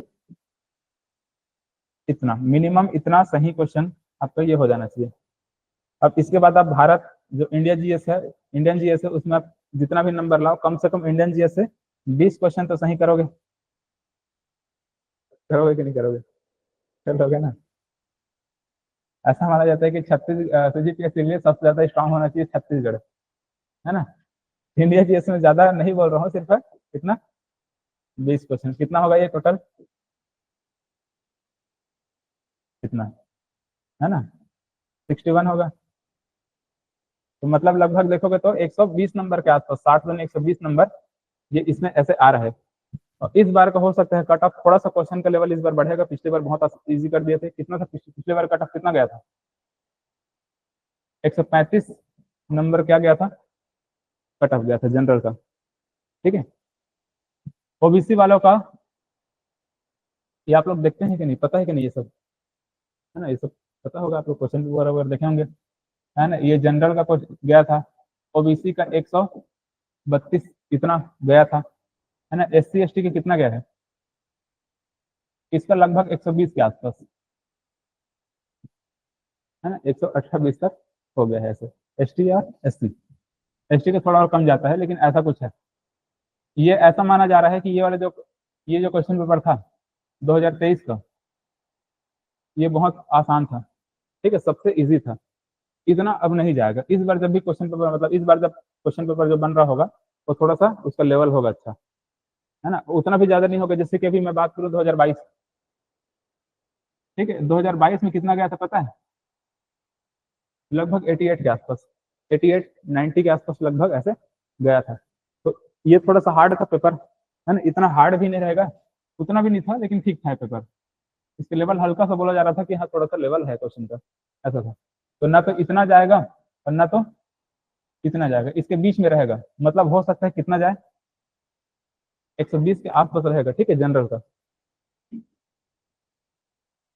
जनरल का इतना ये रहेगा, 120 के आसपास, ठीक है। तो अगर ऐसा टाइप का अगर सोच कर चलो कि हमको ऐसा ऐसा करना है, उसमें इतना लेना है, ट्राइस में 5 नंबर करीबन बन जाना चाहिए, पंचायती राज को अच्छे से पढ़ लेंगे, फिर यहाँ से क्वेश्चन छूटना नहीं चाहिए, आर्थिक सर्वेक्षण वगैरह को देख लेंगे, फिर क्वेश्चन नहीं छूटेगा। ये दो चीज अगर नहीं पढ़ोगे तो दिक्कत हो जाएगा, है ना। दोनों को अच्छे से करना पड़ेगा। इतिहास तो होगा ही, तो कंप्लीट हो ही जाएगा। आर्ट एंड कल्चर वगैरह को वो तो हो ही जाएगा, है ना। भाषा को अपने से थोड़ा सा आपको करना पड़ेगा, जो छत्तीसगढ़ी बोल सकते हैं उनके लिए तो ठीक है, और जो नहीं बोल पाते उनके लिए थोड़ा सा दिक्कत है ना। हमको पढ़ना पड़ेगा, जो छत्तीसगढ़ी बोल सकते हैं उनको पढ़ना नहीं पड़ता लगभग। अब इसमें देख लेना, ये 20 नंबर में बहुत कम कर दिया, मतलब बहुत मैं कम बोल दिया हूँ। इसमें भी आप देखोगे तो करीबन 8 से 9 क्वेश्चन, 8-9 क्वेश्चन आपका जियोग्राफी का रहेगा, है ना। जियोग्राफी आप लोग अच्छे से पढ़ रहे हो, पढ़े हो कि नहीं, है?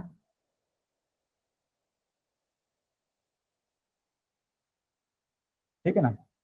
8-9 क्वेश्चन जियोग्राफी का, ऐसे कुछ यही 8-9 क्वेश्चन लगभग आपका हिस्ट्री का रहेगा। वैसे ही आपका 8 से 9 क्वेश्चन ही क्या रहेगा, पॉलिटी से रहेगा, और इकोनॉमिक्स से ज्यादा क्वेश्चन नहीं रहता ना। मानकर चलो 3 से 4 क्वेश्चन इकोनॉमी का रहेगा, इंडियन इकोनॉमी का, ठीक, ऐसा कुछ रहेगा लगभग। लगभग देखो कितना होगा, हाँ लगभग 832 इसमें, हाँ मतलब लगभग मान चल 30 क्वेश्चन, ठीक है। एवरेज अगर देखोगे ऐसे तो कितना होगा, लगभग लगभग 30 क्वेश्चन डायरेक्ट आपका कैसा रहेगा ऐसे, ये जो भी हमारे जो मेन सब्जेक्ट है वहां से रहेगा। 10 क्वेश्चन, लगभग 8 से 10 क्वेश्चन किसका रहेगा, करंट अफेयर्स का रहेगा, ठीक है। कितना हो गया, 40।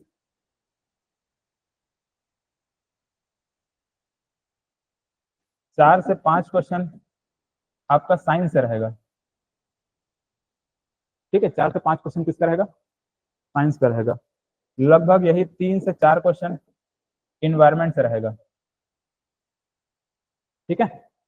इन्वायरमेंट से लगभग 3 से 4 क्वेश्चन रहेगा, तो कितना हो जाएगा टोटल देखो, है ना। लगभग लगभग ये 47 के आसपास जा रहा है ना।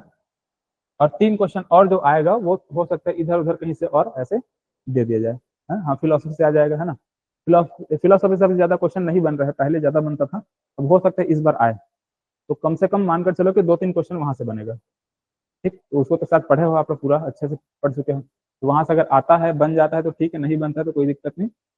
कुछ इंपॉर्टेंट पॉइंट उसको रहता है, उसको सिलेबस को देख लेना, उसी को रट के चले जाना, वहां से बन जाता है। तो देख लो, इसमें ये 20 क्वेश्चन में बहुत कम लिखा था, इसको आप चाहो तो करीबन करीबन 30-35 क्वेश्चन, 30 क्वेश्चन भी बन जाए, है ना। यहाँ से अगर 2-3 क्वेश्चन नहीं भी बनता है, तो अगर ये ऐसे 38-37-38 क्वेश्चन बन जाता है, तो भी लगभग लगभग कट ऑफ तक ऐसे पहुंच जाओगे। हम्म, अभी तो बताया आपको, लगभग कितना जा सकता है, क्या बोले हैं, 2024 के एग्जाम अभी होगा,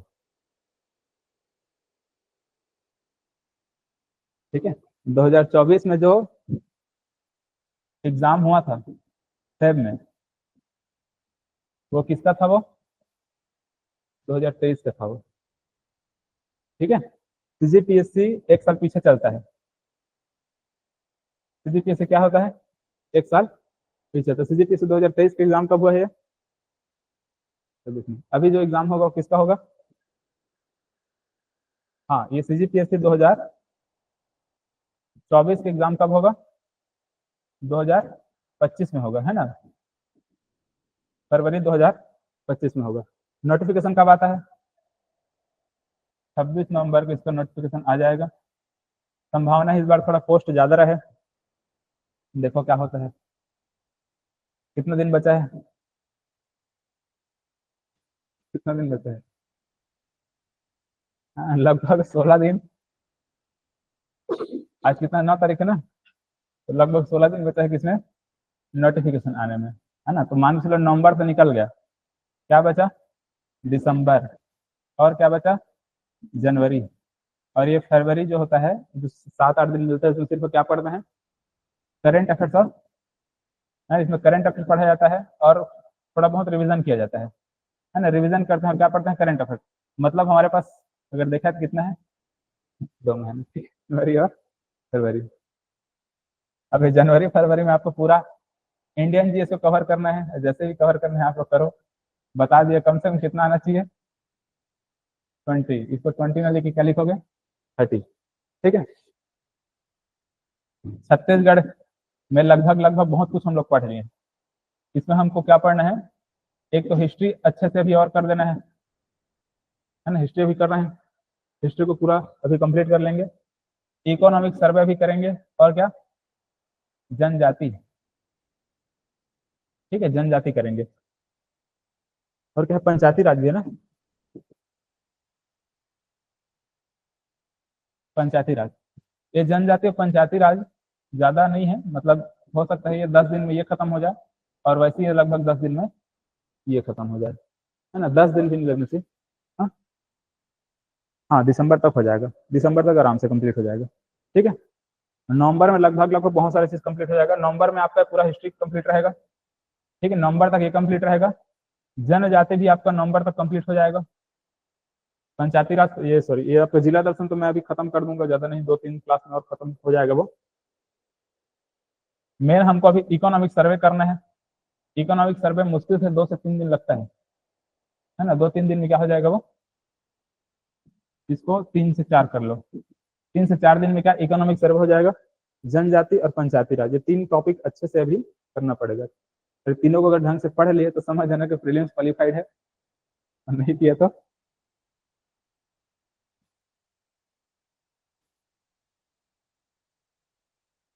चलो देख लो। इससे रिलेटेड और कुछ पूछना होगा तो पूछ लो।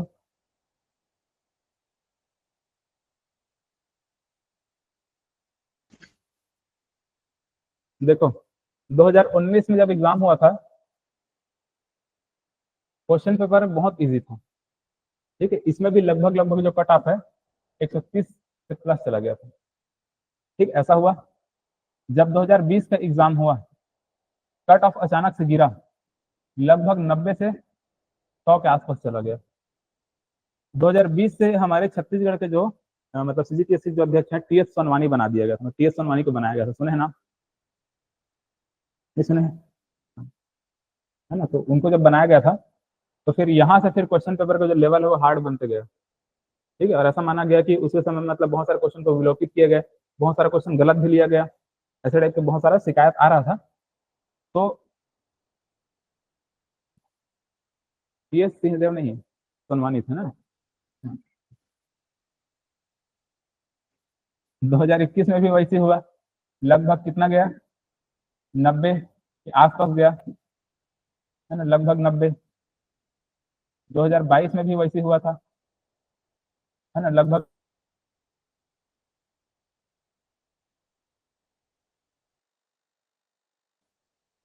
जो बताया था मैं। 2023 जो अभी हुआ, टीएस सोनवानी को हटा करके कोई दूसरा रखें, मतलब दूसरा उसका अध्यक्ष बना जीपीएससी का। तो अब यहाँ से क्या हुआ, क्वेश्चन का लेवल थोड़ा सा, थोड़ा नहीं बहुत चेंज हुआ, और इतना चेंज हुआ कि कट ऑफ कितना चला गया? कितना चला गया? ठीक है, ऐसा हुआ था। 2020 में सिलेबस कुछ और था। देखो 2019 में सिलेबस कुछ और था। इससे पहले जो भी सिलेबस था वो ठीक था, सिलेबस में कोई दिक्कत नहीं था, जैसा सिलेबस था, जैसा क्वेश्चन आ रहा था वैसे आ रहा था। है ना, जिस पोर्शन जितना इतना क्वेश्चन देना वो सब बराबर आ रहा था। जब 2020 का एग्जाम हुआ, सिलेबस लगा कि बहुत चेंज हो गया।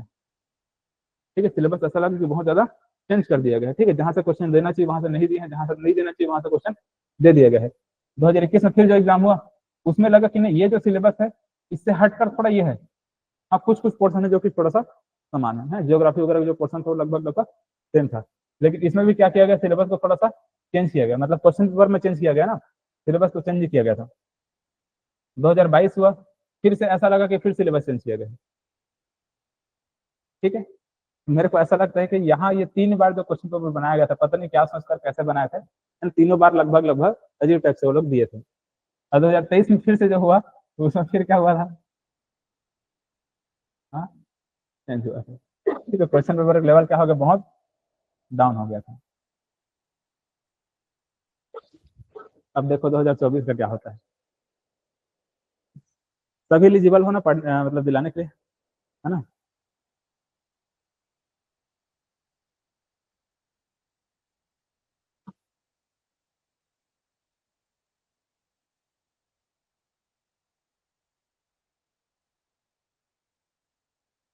अब कुछ आप लोगों के लिए होमवर्क,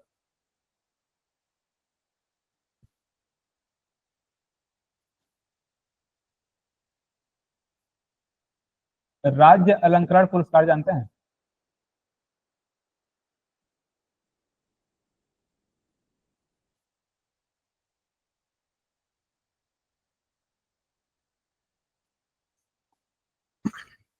बताओ किसको किसको नहीं पता इसके बारे में।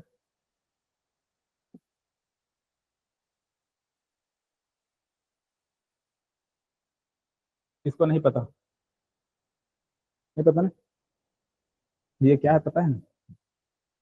हाँ, पुरस्कार है। जब भी छत्तीसगढ़ में राज्योत्सव जब होता है ना, राज्योत्सव जब होता है, छत्तीसगढ़ स्थापना दिवस के आसपास से, मतलब 1 नवंबर से शुरू हो जाता है राज्योत्सव होना वगैरह। और अभी बहुत सारी जगह में हुआ इस बार, है ना। तो ये जब ये करंट अफेयर्स को पढ़ोगे, लास्ट में उसको अपन देखेंगे, उसमें क्या दिया जाता है, राज्य अलंकरण पुरस्कार दिया जाता है। ठीक है, कितने लोगों को दिया गया इस बार, आइडिया है किसी को, बताओ जी ऑनलाइन वाले। 3 या 4 है कुछ। 3 4 नहीं, ये कम से कम आपका 30+ होगा।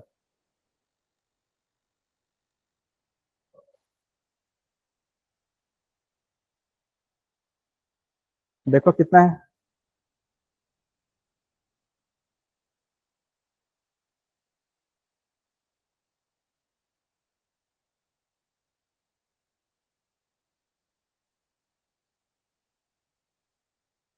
मैं इसलिए बोल रहा हूँ राज्य अलंकरण पुरस्कार से आपका एक क्वेश्चन, मिनिमम एक क्वेश्चन, मिनिमम कितना, एक क्वेश्चन एकदम श्योर है, पूछा ही जाएगा। ठीक है, तो 30 35 जो नाम है उसको अगर आप रट लिए, एक क्वेश्चन एकदम डन है। और अभी से रटना चालू करोगे तो रट आएगा, वरना नहीं हो पाएगा। कितना है, 36 है। हाँ, 36 नाम है। ठीक है,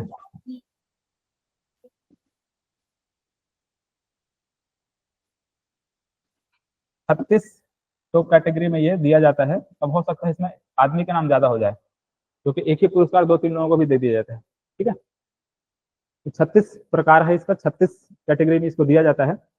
इसको आप लोग याद रखना, है ना। ये से यहाँ पर है ये, अगर नहीं होगा आप लोगों के पास तो वहां पर मैं प्रिंट निकलवा दूंगा, आप लोग रख लीजिएगा। तो नाम को अभी से रटना चालू करेंगे तो आपको मिलेगा। इसका विभाग का नाम भी आपको याद रखना पड़ेगा, है ना। कौन कौन से विभाग के अंतर्गत कौन कौन सा पुरस्कार दिया जाता है और उसका नाम क्या क्या है, उसको ट्रिक बना बना के याद रखोगे तो याद रहेगा।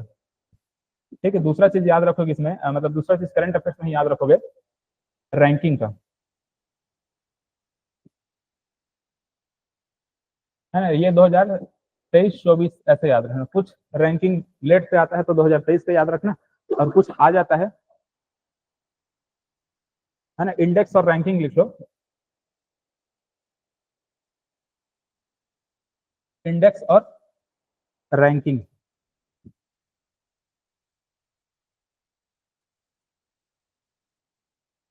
इंडिया का, है ना। करंट अफेयर्स में क्या इंडियन का रैंकिंग का देखना,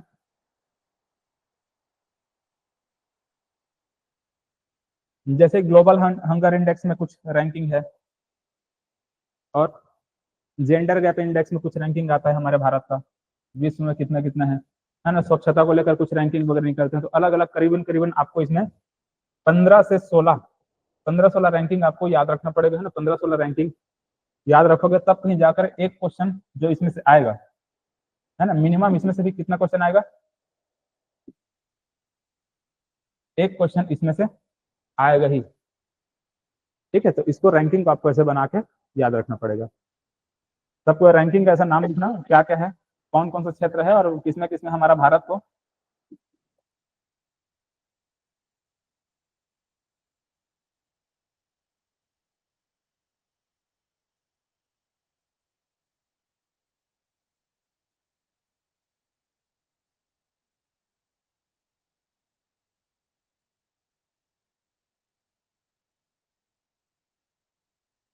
सर आपकी वॉइस नहीं आ रही है।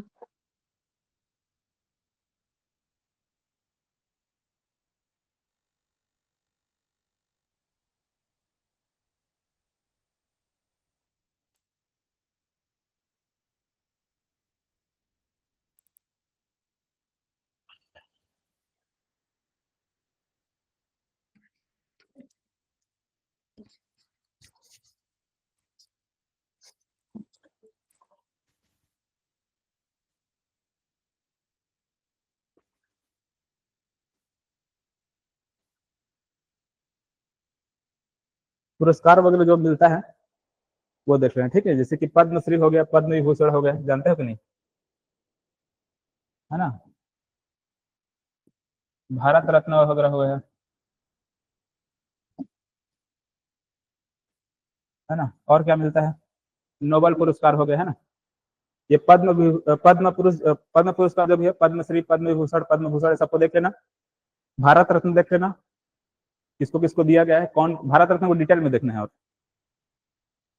पद्म पद्म पुरस्कार तो उतना डिटेल में नहीं, ठीक है, देख लेना। छत्तीसगढ़ में किसको मिला है पद्मश्री वगैरह, किसको किसको मिला है, उनका नाम आपको याद रखना पड़ेगा। भारत रत्न को डिटेल में आपको देखना पड़ेगा किसको किसको मिला है, और उनके बारे में जो भी डिटेल है वो सबको ध्यान में रखना है। किसको मरणोपरांत दिया गया है, किसको जीवित है तब दिया गया है, ये सबको देख लेना। नोबेल पुरस्कार पढ़ लेना, है ना। नोबेल पुरस्कार कम से कम 3 पुरस्कार को देखना, है ना। नोबेल पुरस्कार को भी देख लेना। नोबेल पुरस्कार में कौन कौन क्षेत्र में किसको किसको दिया है उसको भी अच्छे से आपको कर लेना है।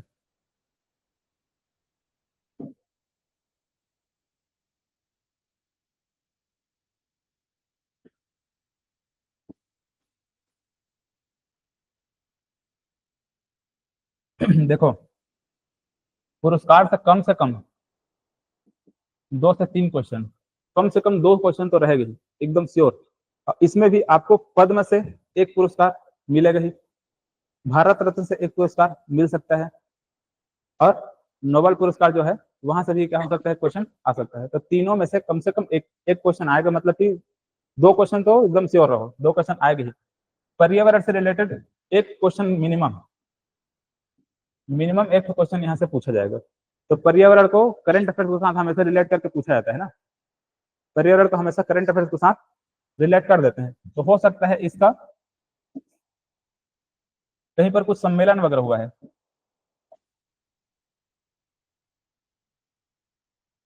वहां से बन सकता है, या फिर पर्यावरण से रिलेटेड कुछ पुस्तक है, पर्यावरण से रिलेटेड कुछ पुस्तक वगैरह से क्वेश्चन पूछ दिया जाता है, या फिर पर्यावरण के संबंधित कुछ पुरस्कार है वो पूछा जाता है। पर्यावरण के क्षेत्र में नोबेल पुरस्कार ऐसे बोला जाता है, पर्यावरण का नोबेल पुरस्कार किसको कहते हैं, सर्च करना और उसको किसको मिला है उसको याद कर लेना। बताओ जी ऑनलाइन वाले, पर्यावरण के क्षेत्र में नोबेल पुरस्कार किसको कहा जाता है। हाँ, इन्वायरमेंट गोल्डन अवार्ड उसको बोलते हैं। अवार्ड का नाम याद नहीं आएगा अभी मेरे को, किसको दिया गया है और उसको क्या बोलते हैं।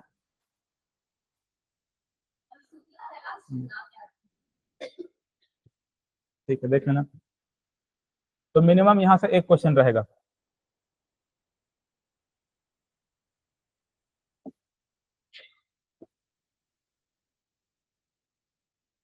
स्पोर्ट्स से कम 1 से 2 क्वेश्चन यहाँ से रहेगा।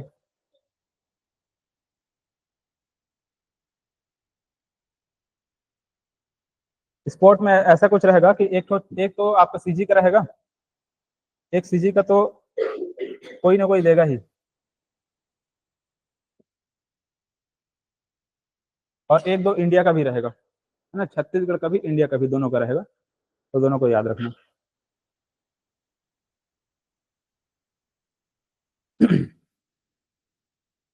तो देखो करंट अफेयर्स में लगभग आपका 1 2 3 4 5 6 जो क्वेश्चन आएगा वो मैं आपको बता दिया हूँ कहाँ कहाँ से आएगा। अब मैं क्या बताया हूँ, करंट अफेयर्स से कितना क्वेश्चन आ सकता है, 6 क्वेश्चन, है ना। तो ये लगभग ये है जहाँ से क्वेश्चन बन सकते हैं। तो बाकी को नहीं भी पढ़ोगे चलेगा, अभी से इसको पढ़ना चालू कर देना, है ना। लास्ट में अगर समय नहीं भी मिला तो करंट अफेयर को छोड़कर भी चले जाओगे, इतना अगर पढ़ ले रहोगे तो कोई दिक्कत नहीं है ना। तो ये सबको देख लेना।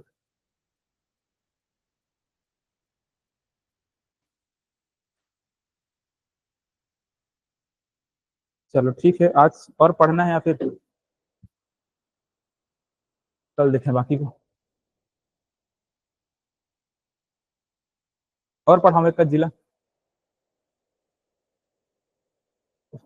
हाँ चलो ठीक है, फिलहाल अगले क्लास में देखेंगे, है। कल भी क्लास है, 11 बजे से ही कल क्लास है। हाँ ठीक है। हाँ हाँ क्या क्या चीज नहीं सुनी।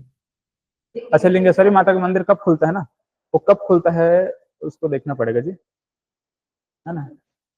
एक ही दिन खुलता है, हाँ। और कब खुलता है वो तो देखना पड़ेगा, है ना, कब खुलता है।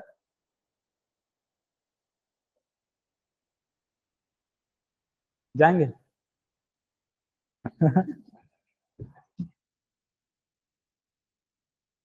चलो ठीक है, फिर आज से क्लास समाप्त करते हैं यहीं पे, अगले क्लास में देखेंगे बाकी।